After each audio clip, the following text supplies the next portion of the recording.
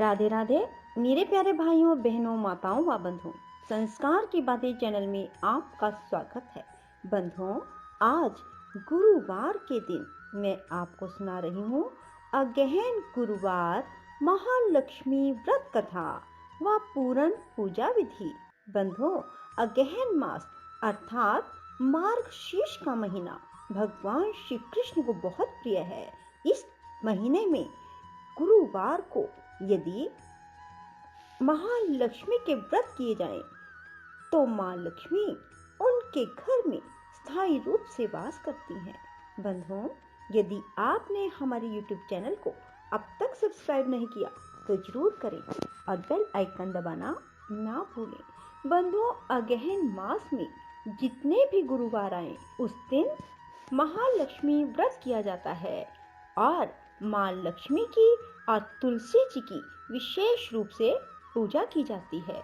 बंधुओं, यदि अगहन गुरुवार के दिन मां लक्ष्मी के साथ साथ तुलसी जी की पूजा और अन्नदान किया जाए तो मां लक्ष्मी बहुत खुश होती हैं और अपने भक्तों पर विशेष कृपा बरसाती हैं। बंधुओं, अगहन गुरुवार को अगर सुहागने बुधवार की रात घर की साफ सफाई करने के बाद निष्ठा से लक्ष्मी जी की उपासना करें तो वे प्रसन्न होकर उपासक के घर स्थायी रूप में वास करती हैं। बंधुओं, अगहन मास में गुरुवार को लक्ष्मी जी की व्रत पूजा से सुख, संपत्ति, ऐश्वर्य प्राप्ति के साथ साथ मन की इच्छा भी पूरी हो जाती है। इस दिन विधि विधान से मां लक्ष्मी की स्थापना कर पूजा अर्चना की जाती है। घर के द्वार पर दीपों से रोशनी की जाती है। इस दिन महिलाएं व्रत रख सुबह ही पूजा कर लेती हैं और दोपहर में अगहन गुरुवार की कहानी सुनी जाती है। इस दिन घर के मुख्य द्वार से लेकर आंगन और पूजा स्थल तक चावल आटे के घोल से आकर्षक रंगोली बनाएं। इन रंगोलियों में मां लक्ष्मी के पांव विशेष रूप से बनाएं। इसके बाद गुरुवार सुबह ब्रह्म मुहूर्त से ही मां लक्ष्मी की भक्ति भाव के साथ पूजा अर्चना करें। इसके बाद उन्हें विशेष प्रकार के पकवानों का भोग लगाएं। बंधुओं, अगहन महीने के गुरुवारी पूजा में मां लक्ष्मी को प्रत्येक गुरुवार को अलग अलग पकवानों का भोग लगाने से उनका आशीर्वाद प्राप्त होता है। शाम होते ही मां लक्ष्मी के सिंहासन को आम, आंवला और धान की बालियों से सजाएं और कलश की स्थापना कर मां लक्ष्मी की पूजा करें। इस अवसर पर आस पड़ोस की महिलाओं, बहू बेटियों को प्रसाद खाने के लिए विशेष रूप से निमंत्रण दें। इस प्रकार मार्गशीर्ष मास में हर घर में मां लक्ष्मी की स्थापना कर विधि विधान से पूजा अर्चना करके मां का आशीर्वाद प्राप्त करें। बंधुओं, अगहन गुरुवार मां लक्ष्मी की कथा सुनने से दुख, दरिद्र सब दूर हो जाते हैं और माता लक्ष्मी की कृपा से सुख, संपत्ति, ऐश्वर्य की प्राप्ति होती है और मन की हर इच्छा पूरी हो जाती है। पद्म पुराण में यह व्रत गृहस्थ जनों के लिए बताया गया है। इस पूजा को पति पत्नी मिलकर कर सकते हैं। अगर किसी कारण पूजा में बाधा आए तो औरों से भी पूजा करवा ली जाती है। यदि किसी दूसरी पूजा का उपवास गुरुवार को आए तो भी यह पूजा की जा सकती है। दिन या रात में पूजा की जा सकती है। अगहन मास के पहले गुरुवार को व्रत शुरू करें और अंतिम गुरुवार को उसका समापन करें। अगर माह में 5 गुरुवार आए तो पांचों गुरुवार को पूजा करें। मां लक्ष्मी की पूजा के समय ओम केशवाय नमः, ओम नारायणाय नमः, ओम माधवाय नमः इन तीनों मंत्रों को पढ़कर प्रत्येक मंत्र से एक एक आचमन करें और फिर ओम गोविंदाय नमः बोलते हुए हाथ धो लें। फिर देवी को फूलों से जल का छींटा देते हुए स्नान करवाएं और हल्दी कुमकुम लगाएं, पुष्प का हार पहनाएं, धूप दीप जलाएं। फिर इसके बाद भोग लगाएं और महालक्ष्मी व्रत के महात्म को सुने। शुरू में महालक्ष्मी नमन अष्टक का पाठ करें, फिर माँ लक्ष्मी को प्रणाम कर कथा शुरू करें। कथा की समाप्ति पर माँ की आरती उतारें और फिर प्रणाम करें। रात को फिर माँ की पूजा करें, मिष्ठान का भोग लगाएं, गौ माता के लिए भी अन्न रखें। दूसरे दिन सुबह गौ माता को उनका हिस्सा अर्पित करें। इसके बाद परिवार के सदस्यों के साथ मिलकर भोजन करें। पद्म पुराण में भी कहा गया है, जो कोई भी हर वर्ष श्री महालक्ष्मी का यह व्रत करता है, उसे सुख संपदा और धन लाभ होता है। महालक्ष्मी व्रत कथा। श्री अगहन गुरुवार व्रत कथा या श्री महालक्ष्मी की व्रत कथा के श्रवण और पठन करने से दुख दरिद्रता दूर हो जाती है। श्री महालक्ष्मी माता के अनेक रूप और नाम हैं। भूतल में छाया, शक्ति, तृष्णा, शांति, जाति, लज्जा, श्रद्धा, कांति, प्रीति, समृद्धि, दया, तुष्टि, माता, अधिष्ठात्री और लक्ष्मी जी के अनेक रूप स्थित हैं। उन्हें हम प्रणाम करते हैं।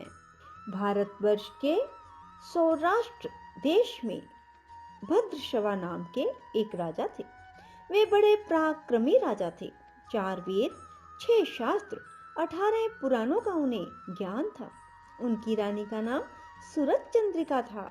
रानी दिखने में सुंदर और सुलक्षणा थी और पतिव्रता भी थी। उन दोनों को 7 पुत्र तथा उसके बाद एक कन्या का वरदान मिला था। कन्या का नाम श्यामबाला था। एक बार महालक्ष्मी जी के मन में आया कि जाकर उस राजा के राजप्रसाद में रहे। इससे राजा को दुगनी धन दौलत की प्राप्ति होगी और वह इस धन दौलत से अपनी प्रजा को और सुख दे पाएगा। गरीब के घर रहेगी तो धन दौलत प्राप्त हो तो वह स्वार्थी की तरह केवल अपने ऊपर ही धन खर्च करेगा।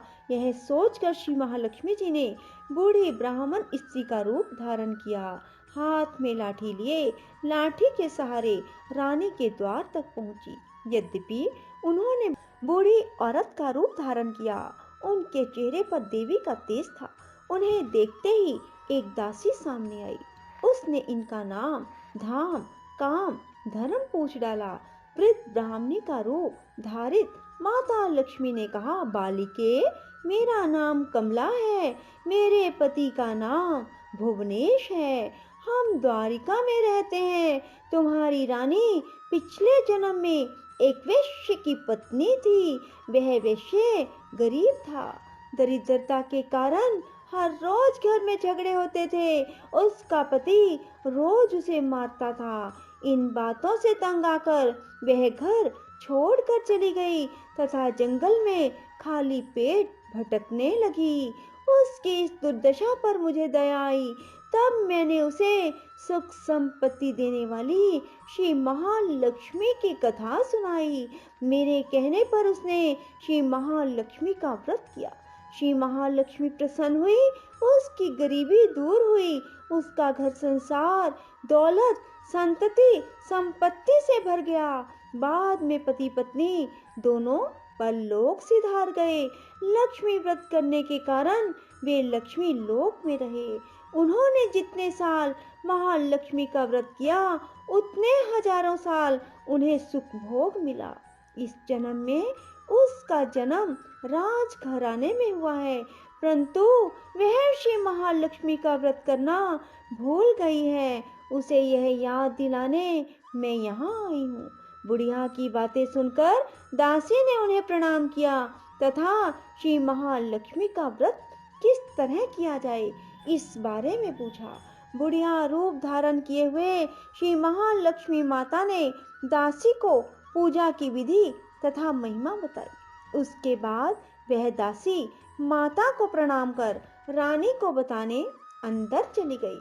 राज वैभव में रहते हुए रानी को अपने ऐश्वर्य का बहुत घमंड हुआ। संपत्ति तथा अधिकार की वजह से वह उन्मत्त हो गई। दासी द्वारा बताई गई बुढ़िया की बातें सुनकर वह आग बबूला होकर राज द्वार पर आकर बुढ़िया रूपी श्री महालक्ष्मी पर बरस पड़ी। उसे यह मालूम नहीं था कि श्री महालक्ष्मी माता बुढ़िया का रूप धारण किए द्वार तक आई हैं। परंतु रानी का इस कदर रूखा बर्ताव और अपना अनादर देखकर माता ने वहां ठहरना ठीक न समझा। वे वहां से चल पड़ी। राह में उन्हें राजकुमारी श्यामबाला मिली। उन्होंने श्यामबाला को सारी बात बताई। श्यामबाला ने अपनी ओर से श्री महालक्ष्मी माता से क्षमा मांगी। माता को उस पर दया आई। उन्होंने श्यामबाला को श्री महालक्ष्मी व्रत के बारे में बताया। उस दिन मार्गशीर्ष अगहन मास का पहला गुरुवार था। श्यामबाला ने परम श्रद्धा से श्री महालक्ष्मी का व्रत रखा। फलस्वरूप राजा सिद्धेश्वर के सुपुत्र मालाधर से उसका विवाह हुआ। वह धन दौलत ऐश्वर्य वैभव से मालामाल हो गई। पति के साथ ससुराल में आनंद से दिन बिताने लगी। इधर श्री महालक्ष्मी का रानी पर प्रकोप हुआ। फलस्वरूप राजा भद्रश्रवा का राज्य राज कारोबार नष्ट हो गया। यहाँ तक कि खाने के लाले पड़ गए। ऐसी हालत में एक दिन रानी ने राजा से निवेदन किया, हमारा दामाद इतना बड़ा राजा है, धनवान है, ऐश्वर्यशाली है, क्यों ना उसके पास जाएं, अपना हाल उसे बताएं, वह जरूर हमारी मदद करेगा। इस बात पर राजा भद्रश्रवा दामाद के पास रवाना हुए। राज्य में पहुंचकर एक तालाब के किनारे थोड़ी देर विश्राम लेने के लिए ठहरे। तालाब से पानी लेने आते जाते दासियों ने उन्हें देखा। उन्होंने विनम्रता से उनकी पूछताछ की। जब उन्हें यह मालूम हुआ कि वे रानी श्यामबाला के पिता हैं, तो दौड़ते हुए जाकर उन्होंने रानी को सारी बात बताई। रानी ने दासी के साथ राज परिधान भेजकर बड़े ठाट से उनका स्वागत आदर सत्कार किया, खान पान करवाया। जब वे लौटने लगे तो सोने की मोहरों से भरा घड़ा दिया। राजा भद्रश्रवा जब वापस लौटे तो उन्हें देखकर रानी सूरज चंद्रिका खुश हुई। उन्होंने सोने की मोहरों से भरे घड़े का मुंह खोल दिया, पर हाय भगवान, घड़े में धन के बदले कोयले मिले। यह सब श्री महालक्ष्मी के प्रकोप से हुआ। इस प्रकार दुर्दशा में और कई दिन बीत गए। इस बार रानी स्वयं अपनी कन्या के पास गई। वह दिन अगहन मास का अंतिम गुरुवार था। श्यामबाला ने श्री महालक्ष्मी का व्रत किया, पूजा की, अपनी माता से भी व्रत करवाया। इसके बाद रानी अपने घर आई। श्री महालक्ष्मी का व्रत रखने पर उसे फिर से अपना राजपाट, धन दौलत, ऐश्वर्य प्राप्त हुआ। वह फिर से सुख, शांति, आनंदमय जीवन बिताने लगी। कुछ दिनों के बाद राजकन्या श्यामबाला अपने पिता के घर आई। उसे अपने घर देखकर सूरज चंद्रिका को पुरानी बातें याद आई। यह कि श्यामबाला ने अपने पिता को घड़ा भर कोयला दिया था और उसे तो कुछ भी नहीं दिया। इसी कारण श्यामबाला को पिता के घर आने पर उसका कोई आदर आतिथ्य नहीं हुआ, बल्कि अनादर हुआ। पर उसने इस बात का बुरा ना माना। अपने घर लौटते समय उसने पिता के घर से थोड़ा नमक ले लिया। अपने घर लौटने पर उसके पति से पूछा, अपने मायके से क्या लाई हो? इस पर उसने जवाब दिया, वहाँ का सार लाई हूँ। पति ने पूछा, इसका मतलब क्या है? श्यामबाला ने कहा, थोड़ा धीरज रखें, सब मालूम हो जाएगा। उस दिन श्यामबाला ने सारा भोजन नमक डाले बिना बनाया और परोस दिया। पति ने खाना खाया, सारा खाना नमक बिना था, इसलिए स्वाद ना आया। फिर श्यामबाला ने थाली में नमक डाला, इससे सारा भोजन स्वादिष्ट लगने लगा। श्यामबाला ने पति से कहा, यही है वह मायके से लाया हुआ सार। पति को उसकी बात सही लगी। फिर वह दोनों हंसी मजाक करते हुए भोजन करने लगे। कहा जाता है, इस तरह से जो कोई श्रद्धा भाव से श्री महालक्ष्मी की पूजा करे, उसे माता की कृपा प्राप्त होती है, सुख, संपत्ति, शांति प्राप्त होती है, सभी मनोकामनाएं पूरी होती है। परंतु यह सब प्राप्त होने पर माता की पूजा को भूलना नहीं चाहिए। यह हर गुरुवार को करना चाहिए। इस तरह महालक्ष्मी की महिमा भक्तों की मनोकामनाओं को पूरी करती है। बोलो माँ लक्ष्मी की जय हो। राधे राधे, जय श्री कृष्णा। बंधुओं, यदि आपको हमारी वीडियो पसंद आए तो इसे लाइक करें। और शेयर भी ज़रूर करें। धन्यवाद।